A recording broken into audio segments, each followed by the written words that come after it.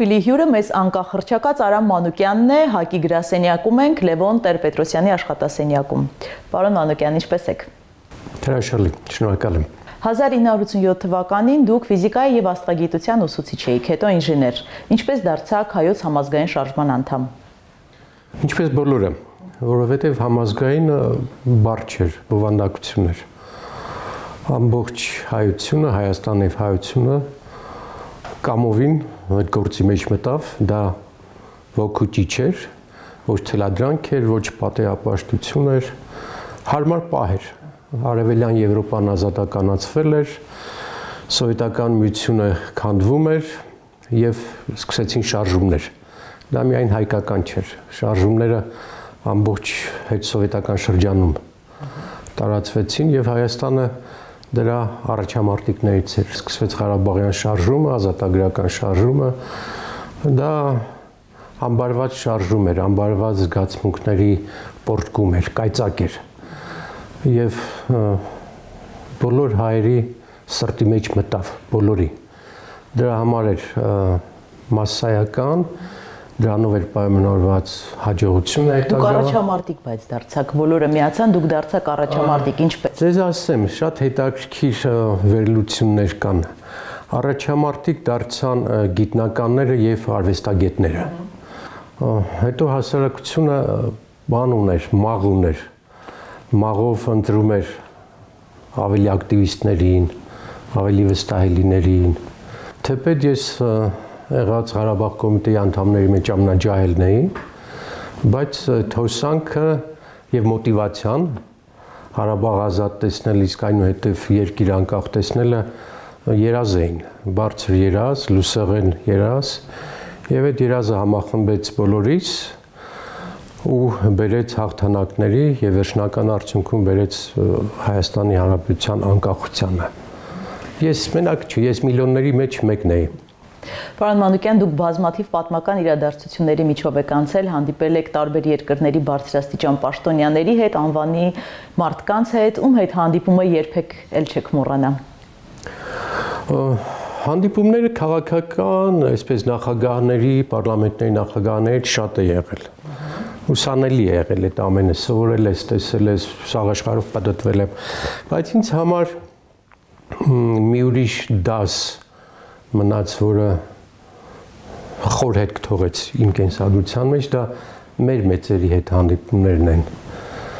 Ես հանդիպել եմ մի քանի անգամ Ազնավուրի հետ, Վիկտոր Համբարձումյանի հետ, հետո խորհրդանում արդեն իմ բախտը բերել է։ Հանդիպել եմ, աշխատել եմ այնպիսի մարդկանց հետ, ինչպիսին էին Հրանտ Մաթեոսյանը, Տիգրան Մանսուրյանը, Ռաֆայել Իշխանյանը, հետո Լորից Ճգնավորյանը, քաղբանտարկյալների հետ ինչպիսիք էին Ռաֆայել Պապայանը, Խաչիկ Սաֆարյանը, մարդիկ, հրաշալի մարդիկ, որոնք ի բնե, ի ծնե, ի գործի ուսուցիչներ էին։ Այդ առումով իմ բախտը բերել է, ուղղակի բախտս բերել է։ Երանելի հուշերով, այսպես ակնածանքով եմ հիշում բոլոր այդ մարդկանց անունները, որոնք դարձան ինձ համար ոչ միայն ուղեկից, ժամանակակից, այլ ուսուցիչներ։ Եվ այդ մարդկանց ապրելակերպը ինձ անընդհատ ուղեկցել է, ես փորձել եմ ոչ թե նմանակվել, այլ ընդօրինակել, սովորել նրանցից եւ այդ առումով բախտս բերել է։ Այլ չեմ ասում քաղաքական լիդերների հետ։ Ես հիմա նստած եմ այն աթոռին, որի վրա նստել է Վանո Սիրադեղյանը, որի վրա միշտ նստում է Լևոն Տեր-Պետրոսյանը, Պապկեն Արարքցյանը։ Նրանք իմ քաղաքական ուսուցիչներն են։ Այսինքն ունեցել եմ մի քանի ուսուցիչներ եւ քաղաքական ուսուցիչներ։ Բախտը բերել է ձեզ։ Բախտը շատ է բերել։ Ես երջանիկ մարդ եմ այդ առումով։ Ումից ինչ եք սովորել, պարոն Մանուկյան, դուք բազմաթիվ անվանի մարդկանց ամենաշատը սովորել եմ Տեր-Պետրոսյանից։ Ես ավարտել եմ Տեր-Պետրոսյանի համալսարանը, ամբողջ կուրսը։ Եվ միտինգային, հանրահավաքային կուրսը եւ քաղաքագիտական դասընթացները։ Պլյուս մի առավելություն էլ ես ունեմ, որ նաեւ անձնական շփումներով շատ եմ առիթ ունեցել Տեր-Պետրոսյանի, Վանո Սիրադեղյանի հետ ճամփորդել, զրուցել, քննարկել, վիճել մարդիկ, որոնք ներող կրնե գնահատականից համար մի գլուխ բարձր են, քան մնացածները։ Նրանք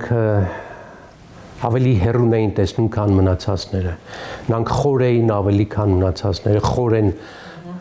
Տեր-Պետրոսյանի մասն է խոսքը, քան մնացածները։ Այսինքն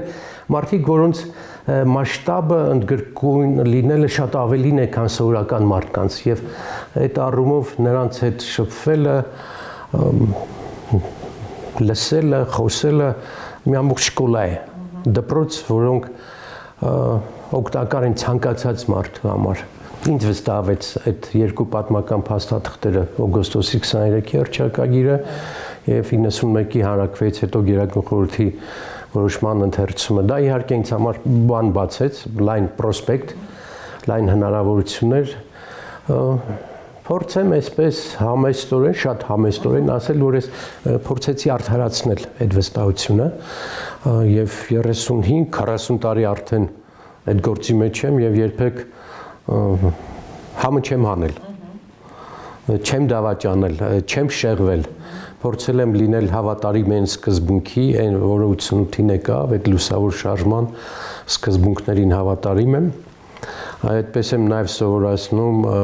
իմ շրջապատի երիտասարդներին, որոնցով շատ եմ շրջապատված, եւ դա համարում եմ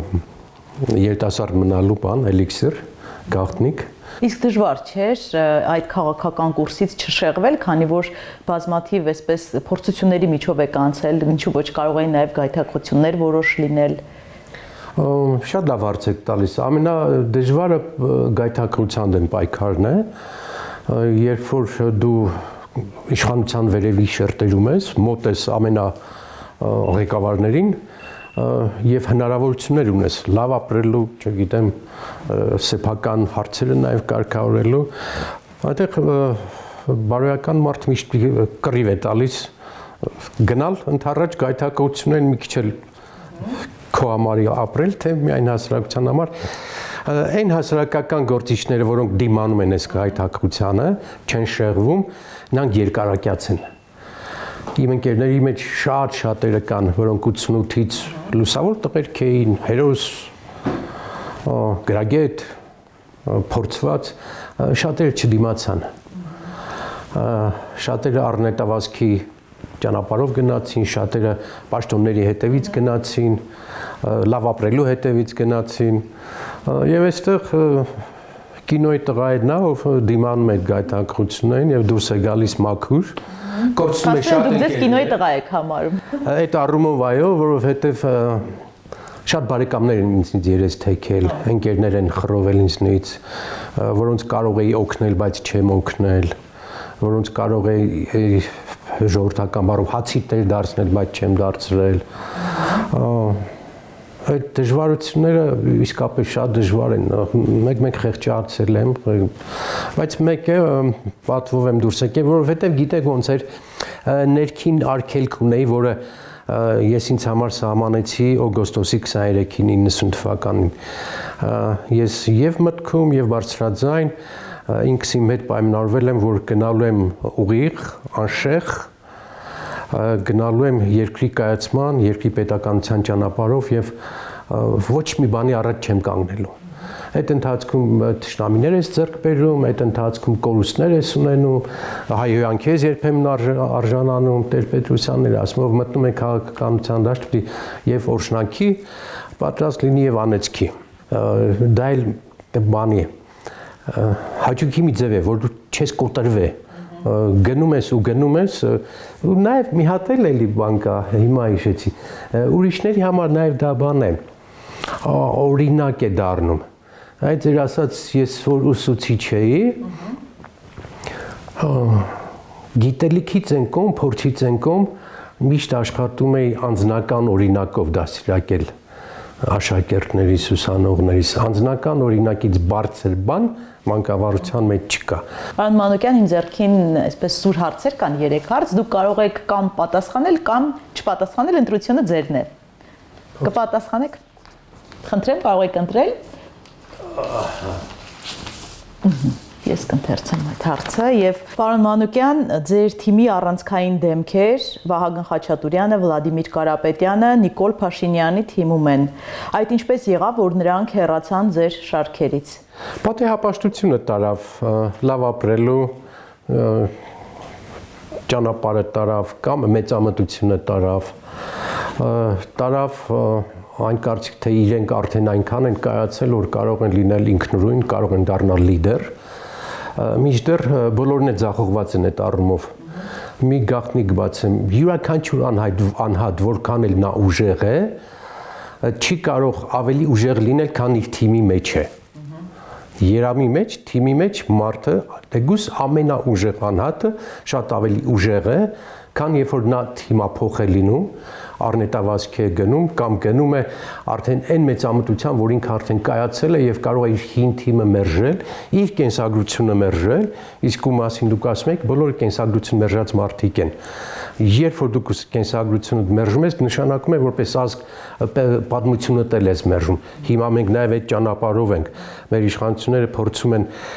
մերժելով սեփական պատմությունը կերտել իրենց պատմությունը, այդպես չի լինում։ Ոչ անհատի, ոչ ազգի համար չի կարող լինել հաջողություն, երբ դու քո արմատից կտրվում ես։ Ձեր ասած բոլոր օրինակները, ես կարող եմ տասնապատկել ձեր ասած օրինակները, փորձ են արել մերժել իրենց անցյալը։ Ցավոտ էր ձեզ համար փաստորեն։ Ամեն գնալ իհարկե ցավոտ է եղել, բայց առաջին պահ, երբ որ դու հարված ես ստանում, քո ընկերները կամ թիմակիցները գնում են, բայց մի փուլ հետո արդեն ասում ես, չէ որ սա առաջինը չի, սա որ 10-րդը չի, դառնում է սովորական եւ դու շարունակում ես քո գիծը։ Այդպես որ նայենք հիմա տեսեք 90-ից սկսած մեր ամբողջ այդ հզոր թիմը անընդհատ ճաքեր է տվել, անընդհատ ծիլեր է տվել տարբեր կողմերի վրա, բայց կորիզը մնացել է։ Փառք են տղերքին, ովքեր կորիզի մեջ են, ովքեր մնում են ակունքներին հարազատ, ովքեր մնում են կենտրոնում ասած գաղափարի կրողն են լինում։ Իմ գաղափարական սկզբունքների մեջ, այս 40 տարվա մեջ դույզն անգամ փոփոխություն չի եղել։ Սա է մեր հպարտությունը եւ մեր երկարակեցության գաղտնիքը։ Հավատարիմ ես։ Եթե կոնգրեսին մի գնահատական տաս, մի բառով, դա հավատարմությունն է սեփական գաղափարներին եւ արժանապատվության պահպանելը։ Կարևոր է։ Փախար ուրեմն արժանապատվությունդ կորցրել ես, թռար ուրեմն դու արժանապատիվ չես։ Հիմա որ մենք փողոցում քայլենք իրար դեմ, ես գլուխս չեմ կախի։ Չէ, իրանք չեն բարևի, որովհետեւ գլուխները կկախեն ու կանցնեն։ Շատ հաճախ է լինում այդպես։ Հայացքը փախցնում են կամ հայացքը գալիս է ասֆալտին։ Կապը կտրվում է։ Առաջին հերթին բարոյական, զգայական կապն է կտրվում, հետո ֆիզիկական։ Ֆիզիկականը կարևոր չի։ Իսկ ձեզ համար պետության շահն է առաջնային, թե քաղաքական թիմի։ Միայն ու միայն պետության, անհամեմատելու բան չէ, եւ կարող է լինում գնահատական տամ, ովքեր հավատարիմ են այս սկզբունքին, նրանք կարող են երկար ճանապարհ գնալ։ Նրանք սպրինտեր չեն, նրանք մարաթոնիստներ են։ Մենք մարաթոնի մասնակիցներ ենք, մենք երկար ճանապարհ ենք։ Հələ նայեք, մենք իշխանության եղել ենք 7 տարի, բայց 3 անգամ ավել ոչ իշխանության ենք, բայց մեր սկզբունքներում բան չի փոխվել։ Իմ սկզբունքներում բան չի փոխվել։ Ես ունեմ հավատամք, պետականություն։ Պետություն, անկախություն, պետականություն, այսինքն դու եթե սկզբունքով գնաս, փորձես պատմության մեջ մնալ կամ քո կենսագրությունը ձևավորել այնպես, որի նպատակը մեծ արժեքն է, ոչ թե դու ես, ոչ թե քո ընտանիքն է, ոչ թե քո ընկերներն են, դու կարող ես հեռու գնալ։ Եվ դա նպաստում է, որ թիմդ ուժեղ լինի, թիմդ կուր լինի, նպատակի ուղղված լինի։ Սրանից բարձր արժեք չկա։ Կանխատեսելի ինքնիշխան Հայաստան։ Երբ մարդկանց հետ խոսում ենք, քաղաքացիների հետ, իրենք այսօրվա համար մեղադրում են նախկին ղեկավարներին, 3 ղեկավարներին։ Դուք արդյոք ձեզ համարում եք համակարգի մի մաս, որից հիմա հասարակությունը բողոքում է։ Այստեղ շատ կարևոր մի հատ մեթոդական խնդիր կա։ Նախկիններին մի կանոնով չափելը սխալ է, որովհետև առաջին տարիները, 8 տարիները, չեմ ասում 88-ից հաշված 10 տարիները այդ դեպքում եղել են մեր լուսավոր մեր նորագույն ժամանակաշրջանի լուսավոր տարիներ, ոգեղեն տարիներ, անկախություն կայացնելու, ասենք 600 տարվա ընդմիջումից հետո եկել է մի թիմ,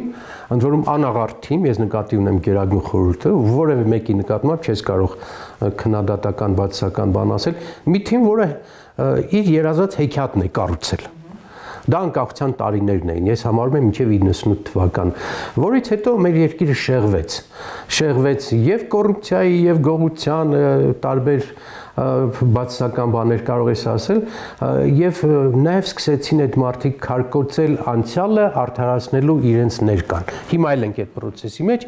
էլի դավաճանություն է, որովհետեւ քննադատել քո անցյալը դա բան է, փախուստ է ինքդ քեզնից։ Այդ առումով ձեր ասած նախկինների հետ համատելու խնդիր չկա, դա չի նշանակում մենք սխալներ չենք ունեցել ենք ու չենք կարող չունենալ, որովհետև մենք այսպես ասած զրոյից սկսեցինք Գերագույն խորհրդի աշխատանք եւ անկախության գործընթացը եւ սխալներ բնականաբար, բայց երբ որ վերցնում ես մեծ գլիպներով, մեծ կտորներով մեր նորագույն պատմության լավագույն տարիները, շարժման տարիներն էին, սահմանադրության ընդունումներ, ռեֆորմներն, ես 6 հատ գիրք եմ գրել, 6 գիրք, որոնք բոլորն էլ վերաբերում են մեր անկախության գործընթացին։ Այդ 6 իմ կազմած գրքերը փաստաթղթերն են, պատմագրությունն է, ժամանակագրությունն է,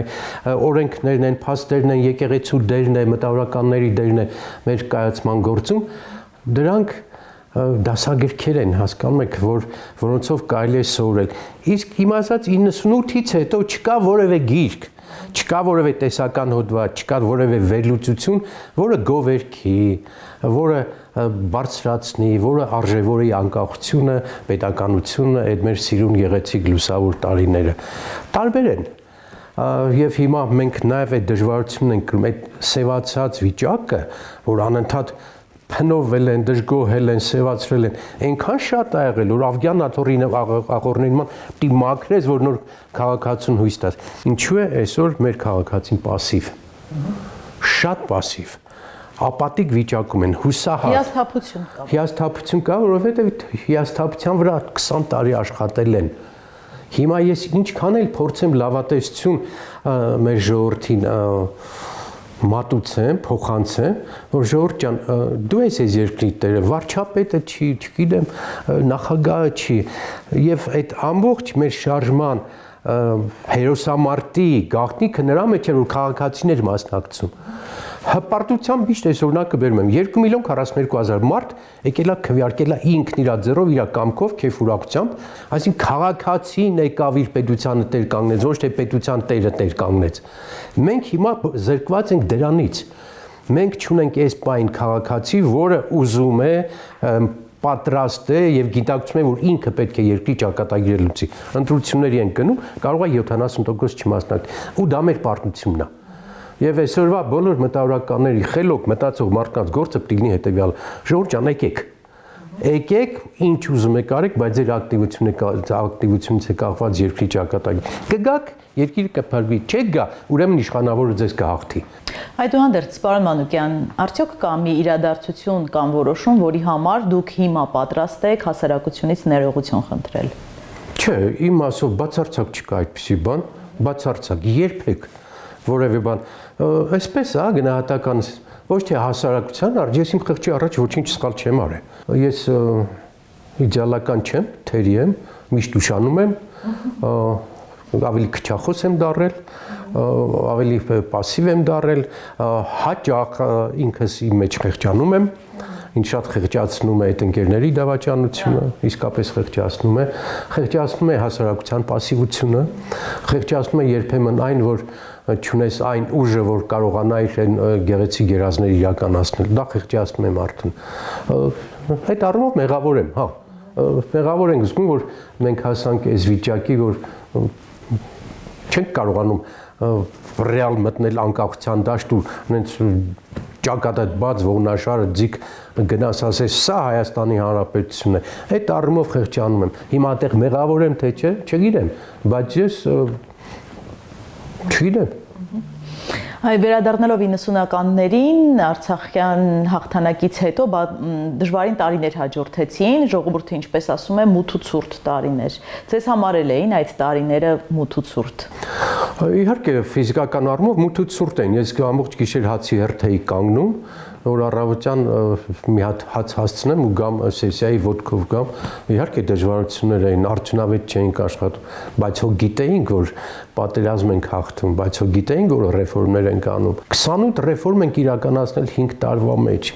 Ռեֆորմներ, որոնցից յուրաքանչյուր իրականացման դեպքում կարող է պետություն պայթել,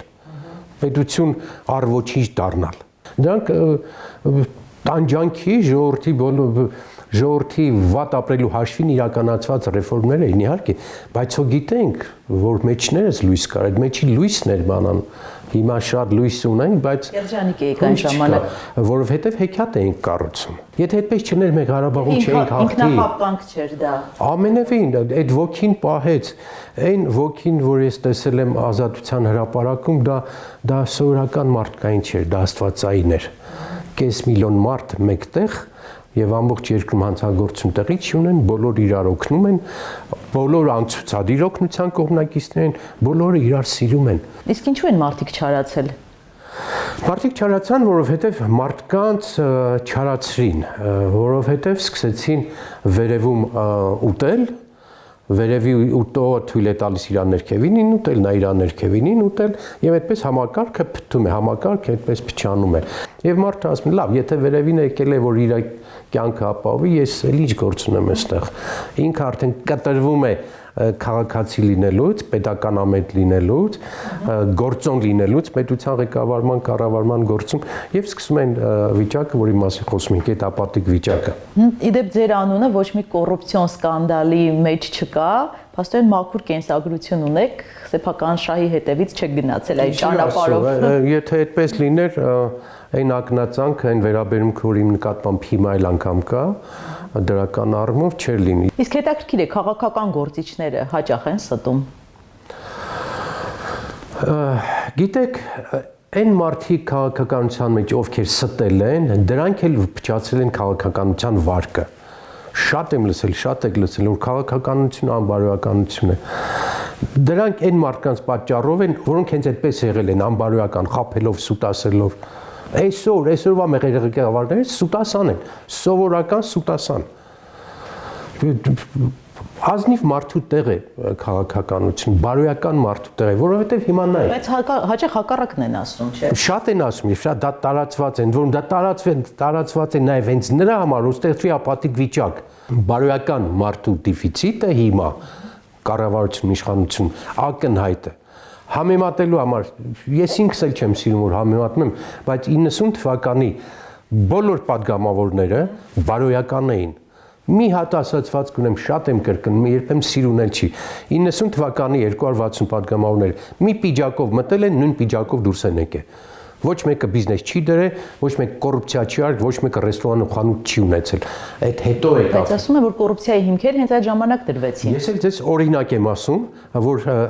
Գերագույն խորհրդի 90-ից 95 թվականի падգամավորներից ոչ մեկը այդ գործով չի զբաղվել։ 62 գիտնական ունենք խորհրդանում։ Կայացած գիտնականներ, ակադեմիկոսներ, դոկտորներ, տեխնացուներ 12 քաղբանտարկյալ ունենք սովետի բանտերում անկախության համար տարիներ էին անցկացել եւ եկել են խորհրդարան իդեալական մարդիկ ունենք հեքիաթային մարդիկ հասկանում եք եւ այդ մարդկանց համար երբեք նպատակ չի եղել մեքենա ունենալը, չգիտեմ ամառանոցներ ունենալը, հեքիաթ են կառուցել։ Հիմա այսօրվա պարլամենտը վերցեք, մի հատ գիտնական ասեք, խնդրում եմ։ Չկան, տարբերա որակը անգել։ Որակ անգել եւ այդ որակի անկումը ուղիղ անդրադառնում է հասարակության վրա, հասարակության пассивության վրա։ Հասարակությունը դրա համար է пассив, որովհետեւ մեծ վերևում նստած են, նայեք, ինչքան քիչ են տեսը, իսկ իրանք չեն էլ տեսը, այդքան մեծամիտ են։ Ինչքան քիչ փորձ ունեն, այդքան պոռոտախոս են, այդքան մեծամիտ են։ Այսինքն դատարկ հնչյուններ են, լիքը տակը բան չկա։ Սա չարիք է մեր հասարակության համար, երբ որ դատարկաբանները, պոռոտախոսները, մեծախոսները, ամբարտավանները, ցինիկները իշխանություն են եւ իրանք կարող են հարձակվել, ասենք, եկեղեցու վրա, ոչինչ հասնել սրբություններ, ոչինչ հասնել պատմություն, ոչինչ հասնել անկախության արժեքներ, ոչինչ հասնել Ղարաբաղ, ոչինչ հասնել բանակ, Այսինքն այդ պոռոտությունը, այդ մեծամտությունը եւ պատվեր կատարելու հակումը երկիրը կործանում է։ Եվ սրանից ցավ եմ ապրում, հասկանում եք։ Արդյոք դուք պատասխանատու ձեզ չեք համարում, այսինքն ձեր սերունդը չբերեց այս իշխանությանը։ Գիտեք, առնետների բարոյականության համար այս պատասխանատվության բացարձակ բան չունի։ Եթե մարդիկ թռել են, փախել են, իշխանության են ձգտել, կոռուպցիա են ձգտել, գողության են ձգտել, ես ինչի եմ իրենց ծնողն եմ, իրենց դաստիարակիչն եմ, քաղաքական թիմի մեջ լավ են եղել։ Այդ այն դեպքն է, որ քաղաքական թիմը քեզ ճնշում է զուսպ լինել եւ բարոյական լինել։ Բայց այդ բաները զսպաշապիկը, որը կոչվում է քաղաքական թիմ, որ քեզ թույլ չի տալիս լկտի անալ, եթե իրանք թռնում են դրանից, բացվում է։ Դառնում են լկտի, դառնում են մեծախոս, դառնում են պոռոտ եւ սկսում են գլխից մեծ գործեր իրականացնել։ Եկեղեցի ոչնչացնել, հասկանում եք։ Հայոց եկեղեցի, ոչ թե հայկական եկեղեցի, հայոց սփյուռք ոչնչացրին, Ղարաբաղ ոչնչացրին, ով էիք դուք, Ղարաբաղը 3000 տարվա իրավունք ուներ ապրելու, այդքան էլ ապրելու էր, ուր գնաց։ Բայց այդքանից հետո դեռ մեծ խոսում է։ Եվ հիմա էլի ինչ որ տեղի ունենում է, ոչ թե եկեղեցու, ոչ թե Ղարաբաղի, ոչ թե բանակի կրթության հետ է կապված, արմատը շատ ավելի խորն է։ Պետականության հիմքերն են քանդվում։ Պետականության հիմքեր, որը եթե հանկարծ Աստված չանի հաջողի, մեր ապագան է կործանվում։ Բարոյապես խեղճանում ենք, հասկանում եք, սիրուն ասացված կա, երկրները քարտեզի վրայից չեն վերանում։ Երկրները ոչնչանում են բարոյապես։ Մենք հիմա այդ փուլին ենք, բարոյապես ենք ոչ։ Քարտեզում կմնանք։ Մակում մեր դրոշը կլինի, հիմնը կհնչի, նախագահ կունենանք։ Բայց կարող է չունենանք ինքնուրույն որոշում կայացնելու իրավունք եւ հնարավորություն։ Ինձ սա է ցավ պատճառում։ Այս եւ այլ նման ցավոտ հարցերի շուրջ դուք Լևոն Տեր-Պետրոսյանի հետ վերջին անգամ երբ եք հանդիպել եւ երբ եք զրուցել։ Մենք հանդիպում ենք միջին, այսպես ասեմ, երբ շաբաթը մեկ ամիսը մեկ, հաճախ ենք իրեն հյուր գնում, հանդիպում ենք, երբ որ գործ կա անելու։ Ինքը շատ ակտիվ է, ամբողջ քաղաքական դաշտի պուլսը բռնածը եւ մեր բոլոր կարևոր որոշումները, հայտարարությունները համատեղ ենք անում։ Եվ բնականաբար քննարկում ենք օրվա խնդիրները, օրվա մարտահրավերները, հիմնական խնդիրները, բայց մեծ խնդիրները։ Այսինքն թեկուզ երևում, բայց Լևոն Տեր-Պետրոսյանը հիմա շատ ակտիվ է, ասում եք երկու շաբաթը մեկ հանդիպում եք իր հետ։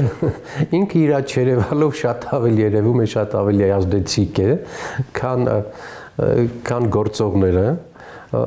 Դեսպես մի հատ էլ պատմական էքսկուրսի նման բան։ Ինքն իր թողած ժառանգությամբ գիտական, քաղաքական,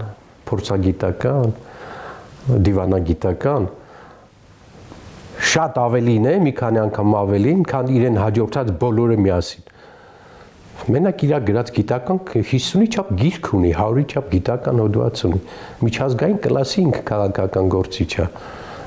շարքային չէ եւ մնում է այդպեսին։ Այսօրվա վիճակով ինքը մնում է թիվ 1 քաղաքական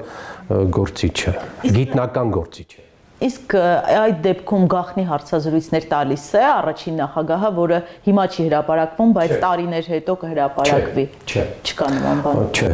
ես միշտ ասում եմ ինքը խաղացող մարզիչ է, բայց դաշտ չի դուրս գալիս խաղացողներին ուղղորդելու, բայց ինքը այսպես թե այնպես լրջագույն խաղացող է այսօրվա քաղաքական դաշտում։ Եվ գալով ձեր գործունեությանը նաև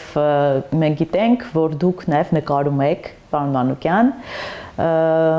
ինչու հենց արվեստի այդ ճյուղը ընտրեցիք։ Ես նկարում եմ 50 տարի արդեն, այս տարի կլինի 50 տարի, միշտ գաղտնի եմ պայել, 3 անհատական ցուցահանդես եմ արել, փետրվարի 28-ին կլինի իմ հաջորդ անհատական ցուցահանդեսը Վանաձորում, վերնագիրը լինելու է սկիզբ։ Ես սկսել եմ քաղաքական եւ արվեստի գործունեությունը նկարելը Վանաձորից եւ վերադառնում եմ իմ սկիզբ։ Նկարել եմ, որովհետեւ ծնվել եմ նկարչական միջավայրում, բնությունում։ Ես իմ ամբողջ մանկությունը Վանաձորում եմ անցկացրել, անտառներում։ Մեծացել եմ Մաուգլիի նման անտառներում։ ծնողներից է շատ իմ դասյակության վրա մեր լորվա բնությունն է ազդել եւ այդտեղ չէր կարող չնկարել իսկ հետո նկարչության դերը իմ կյանքում ձևափոխվեց այն դարձավ իմ պաշտպանիչ շերտը քաղաքական այդ վայրի վերումների երբեմն ատելության զայրույթի այդ հորձանուտի մեջ լավ մնալու, մաքուր մնալու համար նկարչությունը միշտ ինձ փրկել է, մաքրել է։ Հետո միայն նկարչությունը չի, երաժշտությունն էլ ինձ համար նույն ֆունկցիան ունի, միշտ քնելուց առաջ, քնելուց հետո, ամեն հարսանիքից հետո, այն կլկլոցից հետո ես դասական երաժշտություն պետք է լսեմ, այսպես ասած, ականջներից մաքրելու համար։ Ռաբիզ ինձ սպանում է, խեղճանում եմ ռաբիզից։ Ռաբիզը բոլոր բնագավառներում երաժշտություն, նկարչություն, քաղաքականություն, մարդկային հարաբերություններ, ռաբիզը ինձ համար fast food է, բան է, արագ շատ ուտելիք է, որը քեզ վնասում է, բայց դու ուտում ես։ Քաղաքականության մեջ օրինակ fast food է, այդ մակերեսային քաղաքականությունը։ Երբ որ մարդիկ մտածում են ոչ ռազմավարական, մարդիկ մտածում են այսօրվա համար, մարդիկ մտածում են այսօր քեզ դուր գամ, վաղը նրան դուր գամ, մյուս օր պետք լինի ուրիշին դուր կգամ, որտեղ միտքը խոր չէ, հայացքը հեռու չէ, ժամանակի գործոնը չի աշխատում։ Եթե այս գործոնները դիվանագիտական այս կանոններ չես աշխատացնում, քո արտադրանքը դառնում է fast food, դու դառնում ես ռաբիզ։ Պոպուլիզմը քաղաքականության մեջ ռաբիզություն է, որ դու կարող ես մարդկանց ականջները լցնել, ուտել խոստումներով, բայց չտալ ծրագիր, ինչպես։ Ցավոք սրտի հասարակության մի ամբողջ ծավալուն շերտ, ընդարձակ սեգմենտներ ուզում են այսպիսի բաներ, հասարակությունը ունի այս ձևի հիվանդություն, լսել այն, ինչ ուզում ես լսել։ Եվ քեզ քաղաքական գործիչը, ռաբիզ քաղաքական գործիչ տալիս է այն, ինչ ուզում ես դու լսել, եւ նա քեզ քվեարկում է։ Սա կոչվում է քաղաքական պոպուլիզմ, որը կարող է բերել անգամ դիկտատուրայի։ Շատ երկրներ են անցել այս ճանապարհով։ Վանոյի ասածներից մեկը շատ եմ սիրում քաղաքականության համար, մեջ ինձ համար բան է ասում, անալգինը շատ դառը դեղ է։ Ոչ մեկ չի ուզում խմել, բայց այդ պետք է մատուցել, որ անալգինը խմի ու գլխացավդ անցնի։ Շատերը քեզ կոնֆետ կառաջարկեն, անալգին չեն առաջարկի։ Կոնֆետ ուզողները շատ կլինեն։ Անալգին առաջարկողների քիչ կնեն, անալգին խմողների քիչ կնեն։ Քաղաքական գործի էությունը էսա, ճիշտը տուր։ Մենք ինչի տարբեր վերջի քանի ընտրությունների ժամանակ շատ ցածր տոկոսներ ենք հավաքում, որտեղ կոնֆետ չենք տալիս։ Կոնֆետ չենք առաջարկում։ Ճիշտ փաթեթավորել կամ ավելի գունավոր։ Մի հատ տեխնոլոգիա կա, ընտրությունների մեջ ասում են, լավ, իսկ կարող ենք այսպես անել, անալգինը փաթաթել, ասենք շոկոլադի փոքր շերտով եւ կուլ տալ, էլի դու իրան տալիս ես շոկոլադ, բայց էլի խափում ես։ Էլի խափում ես։ Հա, դու արդյունքի հասնում ես։ Ինքը քո անալգինը կուլ տվեց։ Սա տեխնոլոգիա է, որ ես չեմ ընդունում։ Տեսեք, որոշ քաղաքական գործիչներ աշխարհում եւ նաեւ Հայաստանում նվագում են, երգում են, այսպեսի տարեր են մտցնում։ Դե այդ fast food-ն էլի, մակերեսն է։ Մակերեսն։ Իսկ գործողների մեջ կա դասական իմաստով, այսպես դասական քաղաքական գործիչ, այնպես ինչպեսին դուք պատկերացնում եք, այսինքն ոչ թե ձեր ասած այդ ռաբիզությունը, fast food-ը եւ այլն։ Չէ, որովհետեւ բուրգը լրիվ թելադրվում է վերևից։ Բոլորը նույնիսկ կապկում են վերևինի արածին, երգում են, պարում են, սրտիկ են անում, անա ես խեղճանում եմ այս դեպքում։ Երբ որ մարդիկ այս ծանր վիճակում զբաղվեին, ժամանակ չունենային, 48 ժամը օրվա մեջ չպետք է հերիքեր այս երկրի խնդիրներ լուծելու համար, իրենք ժամանակ են գտնում, չգիտեմ, իբր գնում են աղոթելու, չոքում են, վա, ես խեղճանում եմ, որ իրանք չոքում են։ Այդ մակերեսը, դա է ռաբիզությունը։ Եվ այդ բուրգը աշխատում է, այդ թելադրանքը աշխատում է, այդ բուրգը չի թողում մարդը անկախ լինի, ազատ լինի։ Նրանք բոլոր պետք է fast food ուտեն։ Բայց ասում են խաղաղություն ենք բերել այդ ամենով հանդերձ։ Սուտ է, որովհետև այդ խաղաղության մեջ այնքան ռիսկեր կան։ Լրջագույն մտավախությունը հետևյալն է։ Մենք կարող ենք դառնալ մեծ գերտերությունների բախման կետ։ Մասնավորապես այսօրվա վիճակով Իրանի, Չինաստանի, Ռուսաստանի համար մենք անցանկալի բաներ ենք անում այստեղ, որը կարող է հետագայում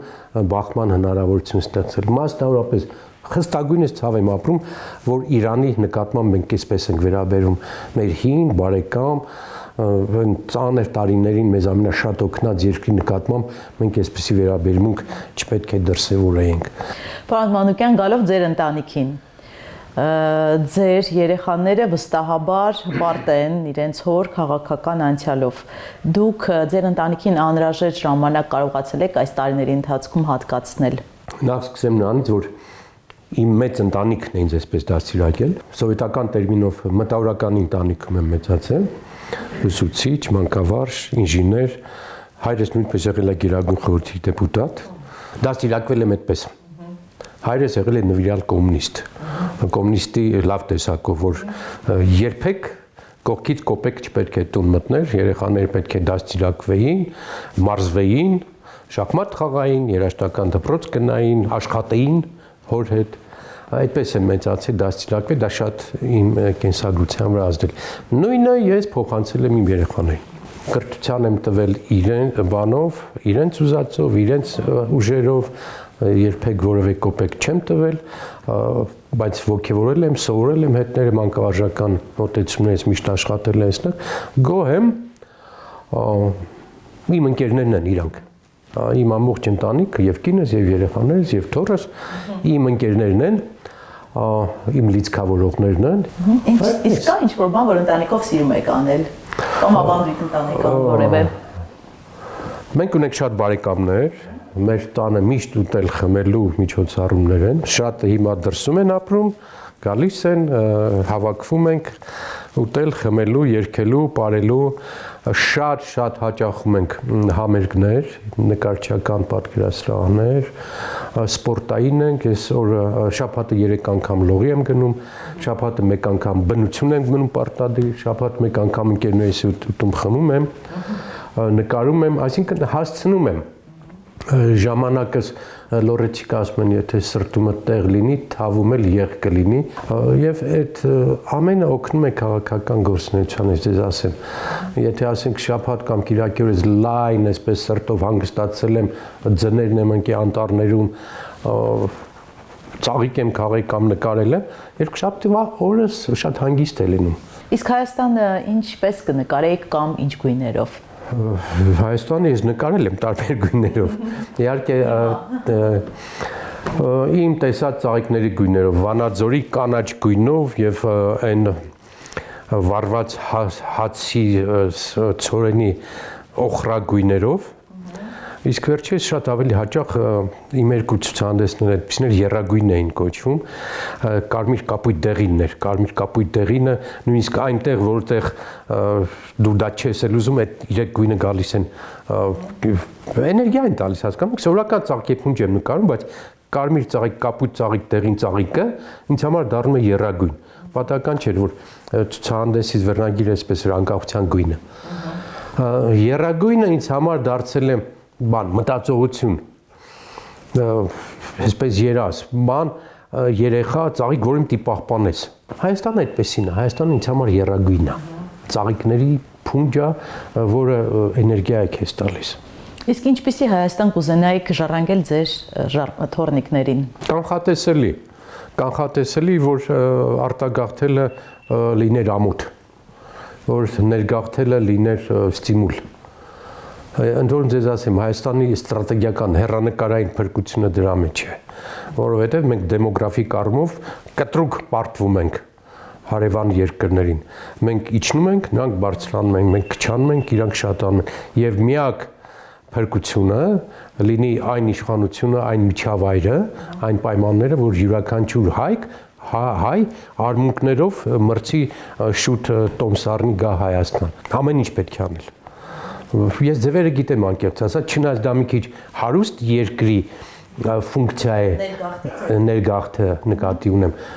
մի քիչ հարուստ պետք է լինես հարուստ եւ խելոք, որ ներգաղթ կազմակերպես, բայց կա ձևերը։ Դրանից կարևոր բան չկա, մարդկային ռեսուրս։ Քաղաքացի, որը գալիս է իր երկրում աշխատում է, իր երկրում ծննդաբերում է, երեխայի դաստիարակում միջոց կա, դժվար է, երկար է, բայց ցանկությունը չկա։ Այդ ցանկությունը պետք է դառնա դոմինանտ։ Կառավարության ծրագրում այդ մասին նշումներ կան, այդ մասին խոսվում է, բայց ներգաղթ դեռևս չկա։ Ես թիվը գիտեմ, այս իշխանության ժամանակ 125,000 մարդ Հայաստանից դուրս է եկել եւ հիմա էլ են դուրս գալիս։ Թղթերը կարևոր չեն։ Մոտիվացիա պետք, անձնական օրինակ պետք, հասկանում եք, ստեղծել միջավայր, որ մարդը գա Հայաստան։ Մարդիկ այս ամբողջ պատերազմի ժամանակ, այս 18-ից հետո այնքան մարդ այնց դեմել, այնքան մարդ են եկել, որոնք ուզում էին ներդրում անել, բիզնես դնել, գալ այստեղ ապրել, ինչ եղավ։ Գալ այստեղ համերգներ, հակառակը եղավ, փախան, որովհետև սուտ դուրս եկա, ոչ ներդրումներ եկան, ոչ մարդիկ եկան, ոչ այն պայմանները ստեղծվեցին, որ մարդիկ կուզեին այստեղ ապրել, եւ հիմա փորձի մեղադրել գնացողներին, ոնց մեղադրես։ Նվիրվածություն է պետք, այստեղ ապրել է պետք, այստեղ հարկ տալ է պետք, բայց նաեւ դրան զուգահեռ ասես այն պայմանը, որ ամոթանք տաս, ասես, ինչու՞ չես գալիս, արի Հայաստան։ Դու չունես այդ պայմանները, որ գան Հայաստան։ Այսինքն քո ամոթանքը, քո քննադատությունը դառնում է բան, մերկապարանոց, ասելու համար։ Հեյ, նրանք էլ են կողմից ասում են, լավ, դուք ստեղծեցիք այստեղ պայմաններ ու ես չեկա Հայաստան, ով չի ուզի իր երեխեք հայկական կրթություն ստանան։ Հայաստանում ապրեն, Հայաստանում թաղվեն, Հայաստանում հարսանիք անեն, Էջմիածնում կնքվեն, ով չի ուզի։ Բայց չէ ստեղծել այդ պայմանները, բայց սա է մեծ խնդիրը երկար ժամանակի համար։ Հայերի վերադարձ Հայաստան, ներգաղթ, սա է հայի երկարաժամկետ փրկության ճանապարհը։ Շնորհակալություն շատ, պարոն Մանուկյան, հետաքրքիր հարցազրույցի համար։ Շնորհակալ եմ։ Այսպիսին էր Արամ Մանուկյանի պրոֆիլը, իսկ մենք դեռ կհանդիպենք։